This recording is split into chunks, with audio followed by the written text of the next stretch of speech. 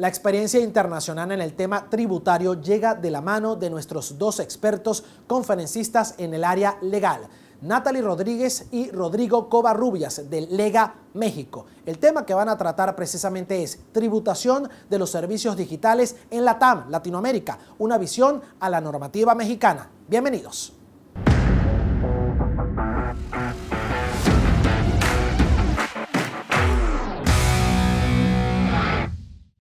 Bueno, muchísimas gracias a todos por unirse el día de hoy y muy buenos días. En primer lugar, quiero agradecerles por participar en este evento junto a nosotros. Esperamos poder aportar algunos comentarios interesantes sobre los retos que supone la digitalización de la economía en el área fiscal o de la tributación. Como todos sabemos, la globalización ha traído como consecuencia también la digitalización de la economía. No justificamos a día de hoy la vida sin un smartphone, hacemos nuestras compras a través del teléfono, incluso sabemos de los resultados de los estudios de nuestros hijos a través de estos medios tecnológicos. Esta digitalización de la economía ha supuesto uno de los retos más importantes para la tributación internacional, porque la facilidad de deslocalización de estas operaciones dificulta un poco a través de los paradigmas y los principios tradicionales de la tributación internacional el control efectivo y el gravar estas operaciones.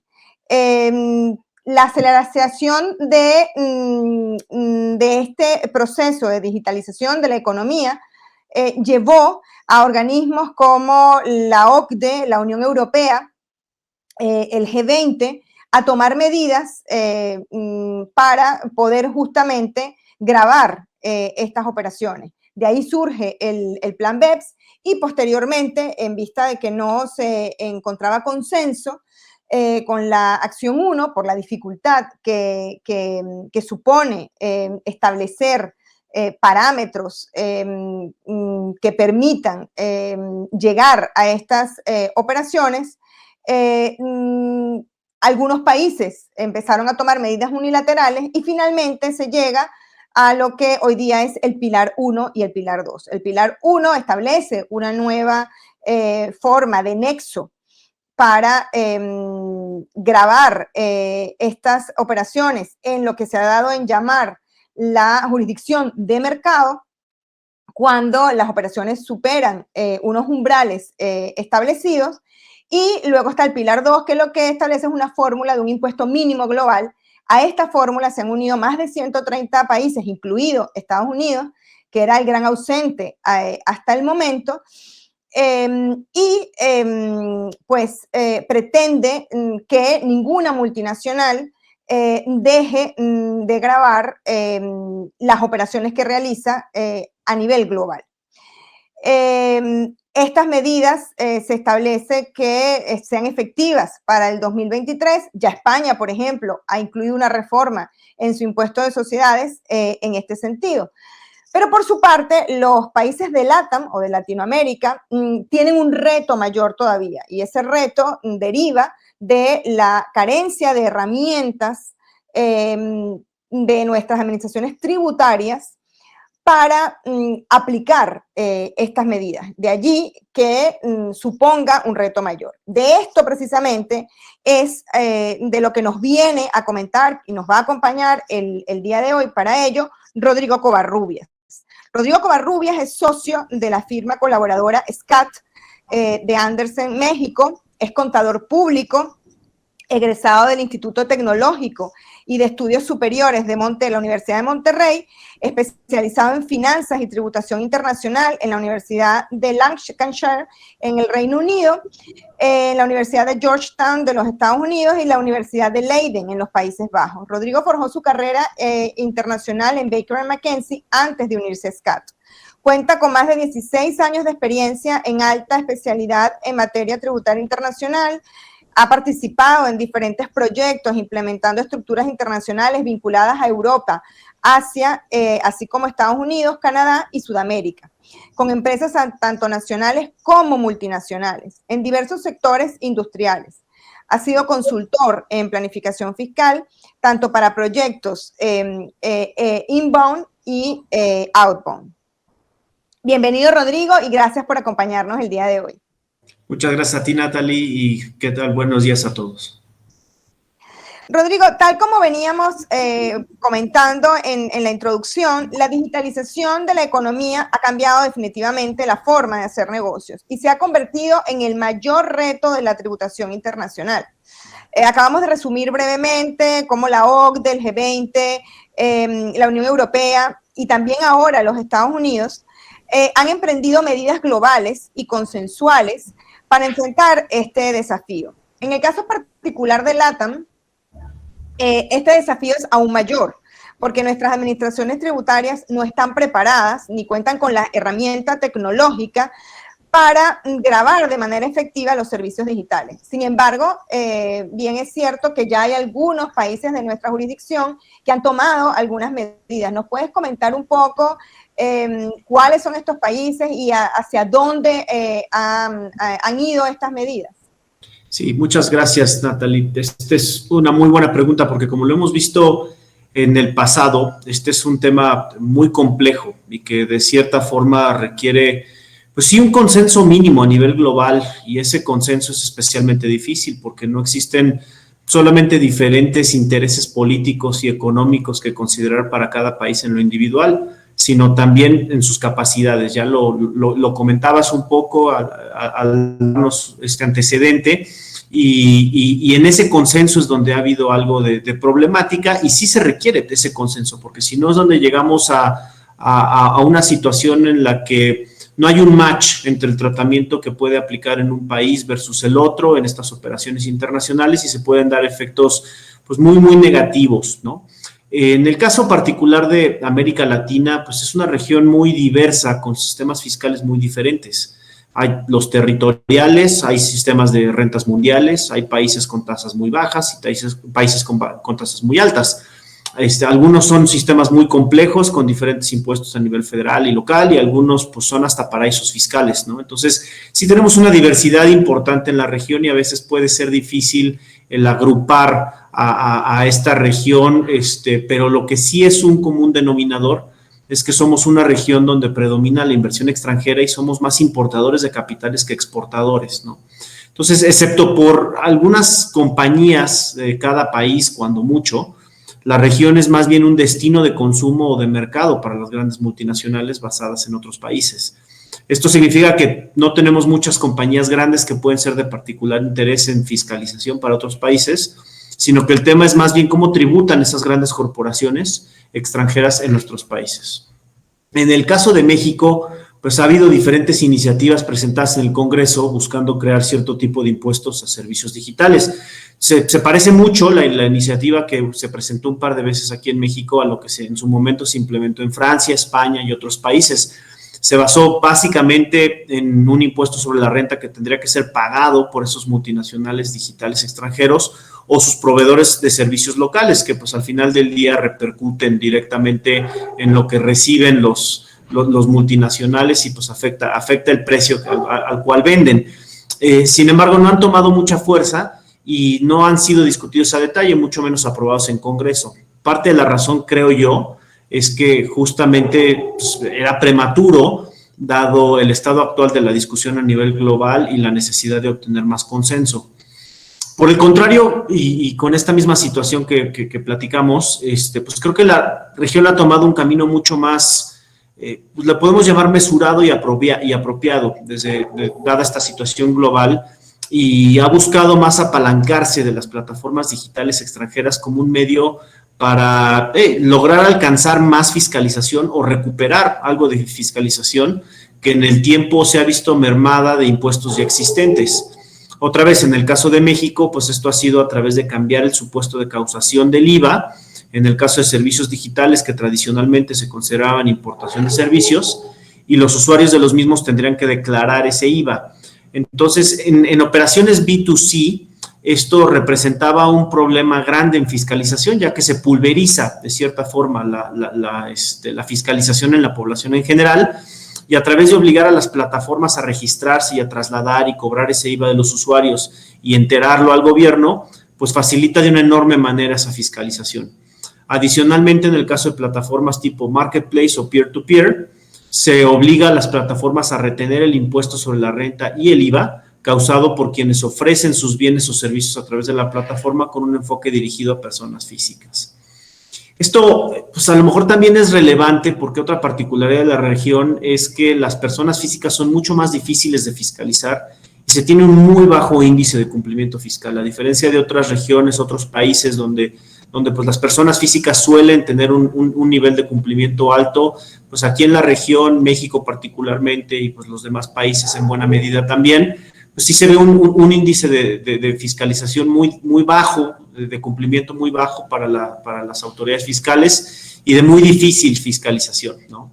Entonces, pues yo creo que lo que se está buscando en la región pues simplemente es apalancarse básicamente de estas plataformas, el concentrar a un grupo muy grande de contribuyentes que se estaban yendo de la red del gobierno y con eso facilitar y llegar a una fiscalización mucho más eficiente. Por último, creo que como mencionas puede haber diferentes enfoques para intentar solucionar este tema a nivel global y el propuesto por la ONU también me parece interesante. Inicialmente tenemos que se propone incluir a los servicios digitales dentro de la definición o tratamiento aplicable a las regalías, y por ende estaría sujeto a una retención en la fuente. Al comparar esto con las opciones propuestas por la OCDE, que han sido tan cohesivas y profundas en todos los efectos, o sea, como que han estado buscando mucho el cubrir todos los ángulos y todos los posibles efectos que pueda haber de lado en las opciones que proponen, como por ejemplo el establecimiento permanente digital, el enfoque del nexo o del mercado que también mencionabas, el cambio del enfoque de precios de transferencia de algo transaccional como lo conocemos hoy en día, pues se propuso y caminó bastante, de hecho como que se pensaba que por ahí podía surgir algo ya final, cambiarlo de ese enfoque transaccional a algo totalmente formulaico para simplemente alojar utilidades a diferentes países y pues ahora lo que llegaron con el impuesto global. Puede ser interesante una solución tan sencilla como retener en la fuente, como lo propone la ONU, ¿no? Sin embargo, me parece que esa solución también se puede quedar un poco corta, particularmente en operaciones B2C, dada la misma problemática que ya comentábamos con el bajo índice de cumplimiento a nivel de personas físicas. Entonces, pues como que hay que poner todos los diferentes elementos en la balanza. Esta solución puede ser sencilla, práctica, fácil de aplicar, pero al final del día puede ser difícil de fiscalizar. Entonces ahí yo creo que también puede haber diferentes soluciones a este problema, como el ahora también apalancarse de las instituciones financieras o procesadores de pagos para que cumplan con esta obligación como lo han hecho en otros países como Argentina y Ecuador. Correcto. Oye, muchísimas gracias, Rodrigo, por esta clara explicación. Sí, a ver, sin duda alguna, los países de LATAM tenemos que apostar a fórmulas de sencilla implementación y de sencilla aplicación, por lo tanto, en efecto, coincido contigo en que la fórmula de la ONU, a través de la inclusión en el modelo convenio del apartado 12b, es una buena alternativa. Sí, como bien lo dices, apalancamos a través de los intermediarios de pago.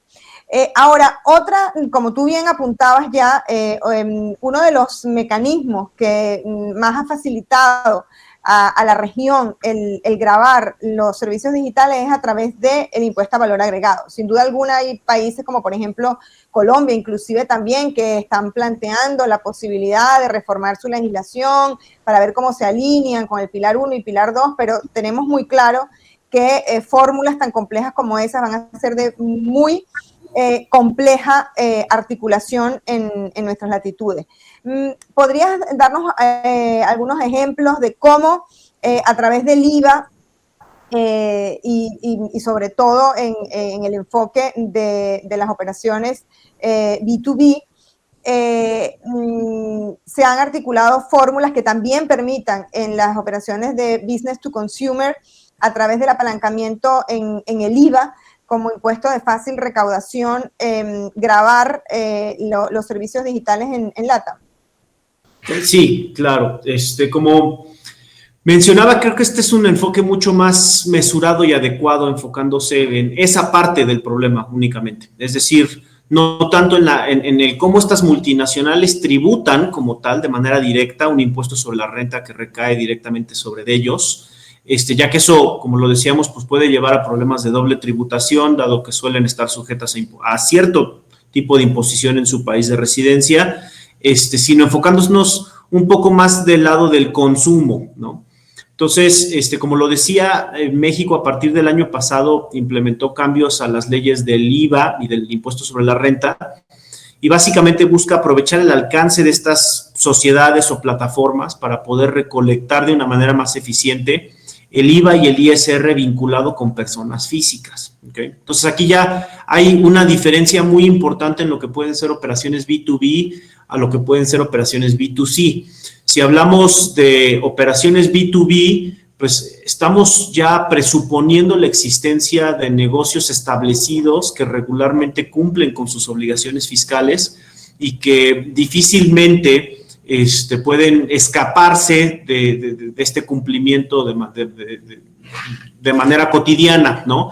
Entonces, por ejemplo, el IVA en importación de servicios, como lo comentábamos al principio, que es el tratamiento tradicional para la adquisición de servicios digitales, pues el tratamiento correcto y la presentación de la declaración del IVA es un requisito primordial para poder tomar la deducción del gasto. Entonces, en una operación B2B donde el usuario es un negocio establecido, pues tiene que declarar ese IVA y ahí no estaba el problema. El problema estaba más en las operaciones B2C, ¿no?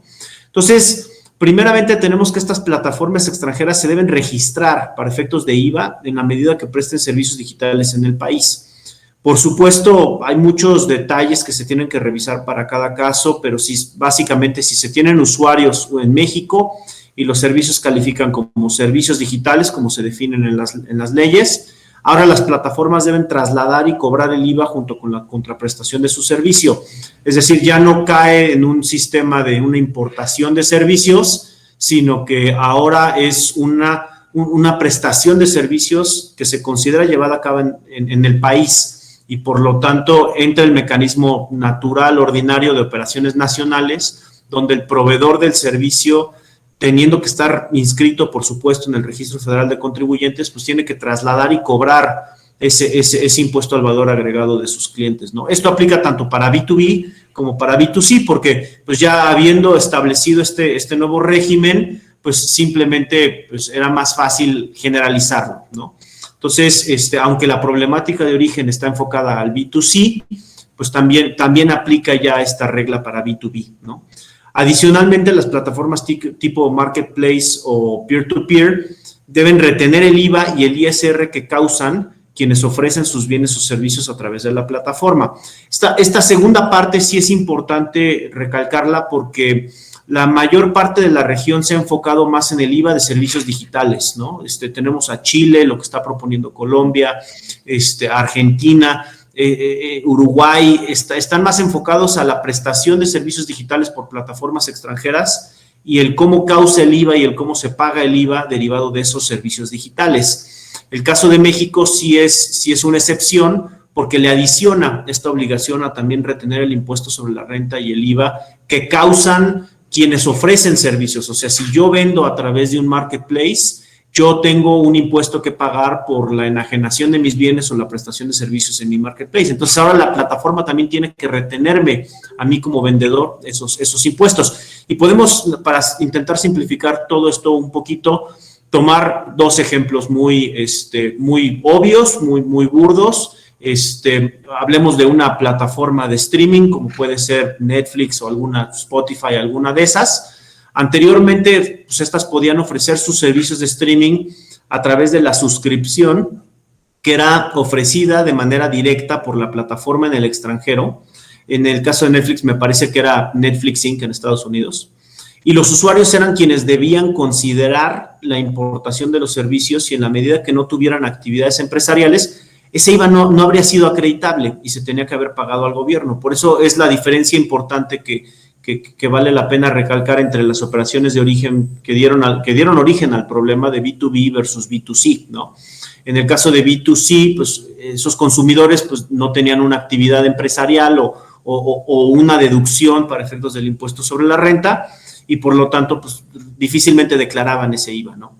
Si pensemos a lo mejor en el servicio en Netflix de 100 pesos, pues llevaría un IVA de 16. Entonces el usuario tendría que haber pagado 100 pesos a Netflix y además 16 al gobierno, pero pues obviamente no lo hacía. Entonces, la otra situación que se daba era que en el caso de que Netflix ofreciera sus servicios a través de un operador o proveedor de servicios de telecomunicaciones, por ejemplo, pues estos paquetes que son muy comunes, ¿no? Del Triple Play o donde estemos viendo con el paquete del celular o el paquete de internet o cablevisión, el operador pudiera haber tenido la obligación de trasladar el IVA, porque ya pasó por un contribuyente en México y el servicio entonces se considera prestado en México. Entonces, esto además generaba un problema de competencia, ya que los proveedores en México tenían complicaciones para no encarecer el servicio con un IVA que una plataforma extranjera no tenía que cobrar porque no era su responsabilidad cobrar ese IVA, quedaba la responsabilidad exclusivamente del lado del usuario, y pues también el utilizar canales de distribución de proveedores mexicanos, pues también lo encarecía más. Entonces, ahora, pues si Netflix ofrece sus servicios de manera directa, pues también tiene la obligación de cobrar este IVA y entregarlo al gobierno mexicano. Vamos al segundo caso, el de los marketplaces. Tomemos pues, el ejemplo más común, ¿no? Amazon, además de la situación similar a lo anterior por sus servicios de intermediación que se consideran un servicio digital, anteriormente quien ofreciera sus bienes o servicios a través de la plataforma pues era el único responsable de sus impuestos, como son el ISR y el IVA que se generaban por esos bienes o servicios. Amazon no tenía ninguna obligación y por ende muchas veces esos impuestos no se pagaban. Ahora Amazon es también responsable por la oferta de los bienes y que se incluya el IVA y lo debe de cobrar conjuntamente y retener a quien los ofrece tanto el impuesto sobre la renta como el IVA y pagarlos al gobierno mexicano. Por supuesto, lo anterior tiene muchas problemáticas que se han identificado desde el cómo se deben registrar y el nivel de cumplimiento que se debe observar. Yo creo que en la teoría es un sistema muy interesante, muy novedoso. Yo creo que hasta cierto punto es muy apropiado, adecuado, pero en la aplicación, por lo menos aquí en el caso de México, sí ha dado muchas complicaciones, ¿no? Vivimos en una época donde el cumplimiento fiscal en México ya es altamente digital, pero este registro fue muy complicado porque obligan a tener un representante legal en México, presencia física, un domicilio físico en México. Entonces, hasta para el apostillar y los documentos notarizados que se requieren para poder inscribirse, pues fue un verdadero problema, ¿no? Entonces, me parece que ha sido demasiado complejo y esto pudiera ser aún más exitoso con mayores facilidades, ¿no? Un buen ejemplo de esto fue Chile, que justamente entraron en vigor las reglas en México y en Chile en momentos casi idénticos. No estoy ahorita 100% seguro si fue exactamente la misma fecha, pero fue alrededor de junio, julio del año pasado ambos, y es un sistema muy similar con la obligación de registrar las plataformas digitales para efectos de IVA. Entonces, comparando en el primer mes, México tenía creo que 8 o 9 plataformas extranjeras inscritas y Chile ya había rebasado los 30, 40, ¿no? Entonces, ellos, a diferencia de México, pues crearon una plataforma para registrarse de muy sencilla, con cero presencia y la verdad es que pues eso dio un resultado muy diferente a lo que sucedió en México, ¿no?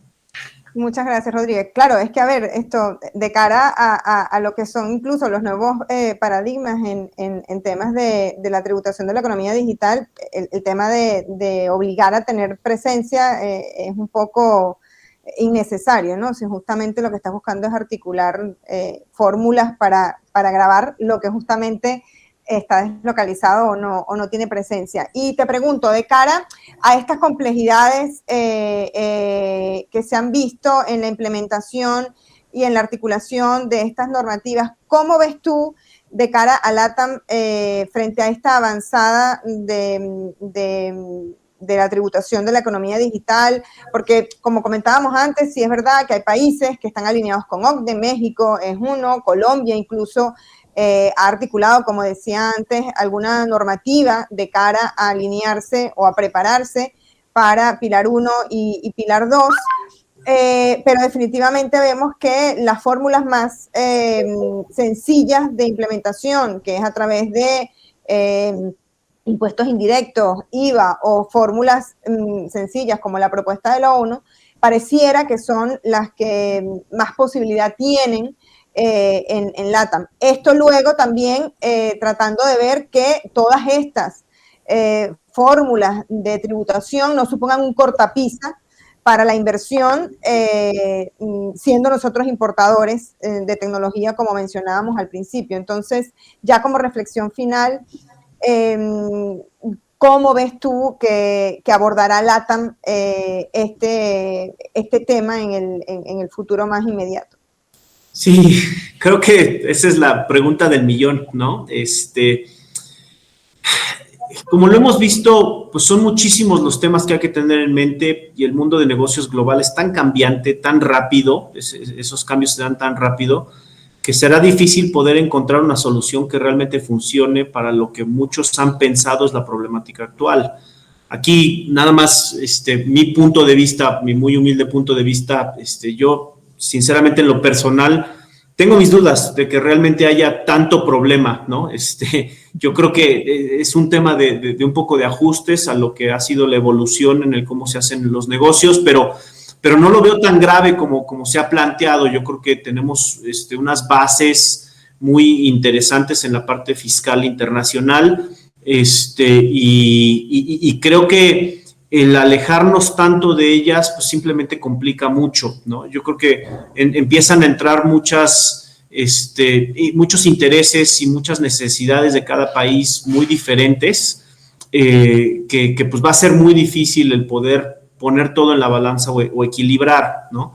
Si hablamos a lo mejor de las diferentes situaciones que se han dado, opciones que se han platicado, con todo esto de el Pilar 1, el Pilar 2, yo veo que el Pilar 1 justamente busca seguir caminando sobre esas bases, ¿no? Con esos ajustes que hasta cierto punto, pues, no sé si sea más fácil de implementar, y ahorita llegamos un poquito a lo que puede ser México, ¿no?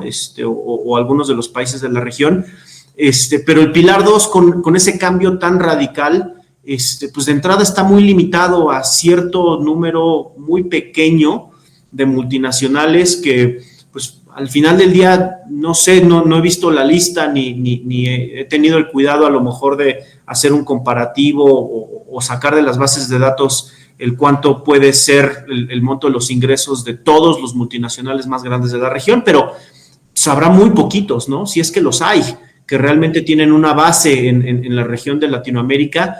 Entonces, pues en realidad no debería de afectar tanto el Pilar 2 a lo que son los multinacionales basados en México o en la región.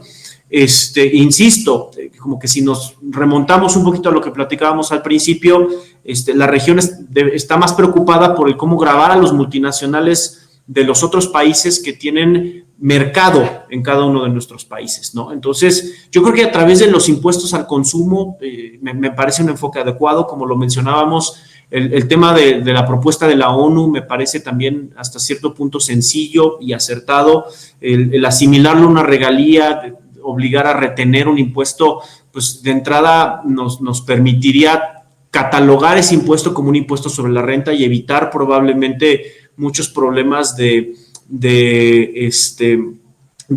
doble tributación, ¿no? Porque el crear un impuesto nuevo a los servicios digitales, como lo hizo España, lo hizo Francia, lo han hecho otros países, pues justamente ese ha sido el problema, ¿no? Que ya se sale de la categoría de impuestos sobre la renta y puede terminar siendo un impacto negativo, pues económicamente hablando, muy fuerte, ¿no? México tradicionalmente ha sido muy entusiasta en el seguir la mayoría de las recomendaciones de la OCDE Y mucho de esto no es necesariamente solo dirigido al tema de la economía digital, sino a las multinacionales en general. Por supuesto que esta digitalización de la economía, y no tanto un tema de la economía digital, es buena parte de ello al cada vez permitir que sea más fácil trasladar utilidades de un país a otro sin tanta sustancia. Yo creo que por eso nace todo BEPS, ¿no? No hablando nada más de la acción de economía digital o lo que ha surgido como el Pilar 2 derivado de la economía digital, sino una facilidad que la digitalización de la economía pues también ha permitido trasladar utilidades de un país a otro. Y por ejemplo, México ya ha implementado varias de las recomendaciones en materia de establecimiento permanente, de instrumentos híbridos, y aunque esencialmente, pues en este último creo que de una manera un poco precipitada y con demasiadas áreas grises y sumamente complejo de aplicar para las compañías. Entonces, ahí es donde también tenemos que estar muy claros en que tiene que ponerse sobre la balanza el poder intentar implementar estas recomendaciones que son hasta cierto punto, vamos, los reportes son muy detallados, muy largos, muy complejos de leer, pero a la vez resultan muy abstractos en su implementación, ¿no? Entonces, es una aplicación demasiado compleja que resulta en muchas ocasiones un tanto arbitraria y difícil de aplicar para los negocios de cada compañía en los países, y puede dar lugar incluso a abusos o intimidación por parte de las autoridades fiscales, que en el caso al menos de México, pues se ha mostrado sumamente agresiva con los contribuyentes últimamente. Entonces yo creo que ahí es justamente donde está el punto clave en el poder equilibrar lo que desde el punto de negocios realmente debe de seguir la ideología de cada compañía y su modelo particular, y una ley que pues termine estando redactada de manera abstracta o muy enredada o muy difícil de aplicar, ¿no? Sin duda alguna, Rodrigo, coincido plenamente. Esto sin olvidar que, por ejemplo, como tú bien decías, la fórmula del Pilar 2, que en efecto no será muy aplicable para entidades basadas, pero sí para multinacionales que a lo mejor operen en LATAM, te puede también incluso coartar el resultado efectivo, por ejemplo, de beneficios fiscales que quieras dar a un sector particular de inversión, porque luego por el head-up justamente de ese mínimo, lo que tú estás sacrificando a lo mejor para promover la inversión, puede que se esté trasladando entonces a que lo grave el país de jurisdicción de ubicación de esa multinacional. Definitivamente este es un tema que da para mucho y que será de obligada consulta en los próximos tiempos. Yo simplemente pues quiero agradecerte que nos hayas acompañado el día de hoy, darle las gracias también a todos los que nos sintonizaron y nos están siguiendo, y sin más me queda pues despedirme. Muchísimas gracias por acompañarme hoy. No, al contrario, Natalie, muchas gracias a ti por la invitación y por supuesto que a la Cámara, muy honrado de haber recibido la invitación y con muchísimo gusto participando. Gracias a todos los que nos acompañaron también.